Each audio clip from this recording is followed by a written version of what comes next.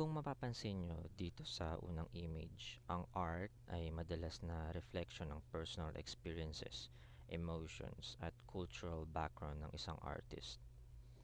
Itong slide na to ay nagpapakita kung gaano ka-unique at diverse ang art kapag rooted ito sa genuine expression.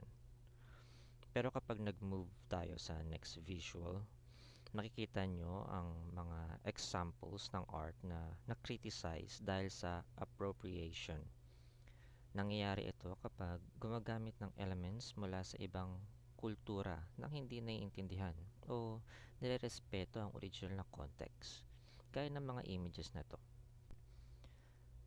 Para mas malinaw, tingnan natin itong chart na nagpapakita ng differences between inspiration at appropriation.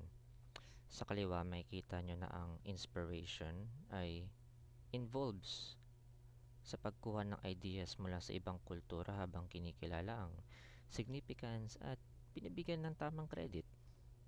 Sa kanan naman, makikita ang mga examples ng appropriation kung saan ang cultural elements ay ginagamit.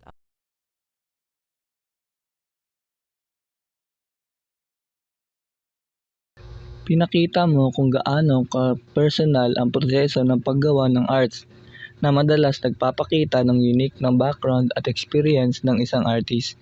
Sa mga visual mo, in-emphasize mo ang mga challenges na lumalabas kapag may hiniram na cultural element ang hindi naintindihan ng mabuti na naging appropriation. Nilinaw mo yung difference ng pagiging inspired sa ibang cultures kung saan may respeto at pag-acknowledge at appropriation kung saan maling paggamit ang nangyayari. Yung mga example na pinakita mo, lalo na yung tungkol sa indigenous partner, nagpapakita ng kailangan maging maingat ang mga artist sa cultural context para maiwasan ang di sinasadyang disrespect. Ang main takeaway sa presentation mo ay ang kahalagahan ng pagbalance ng creative inspiration sa cultural awareness at sensitivity.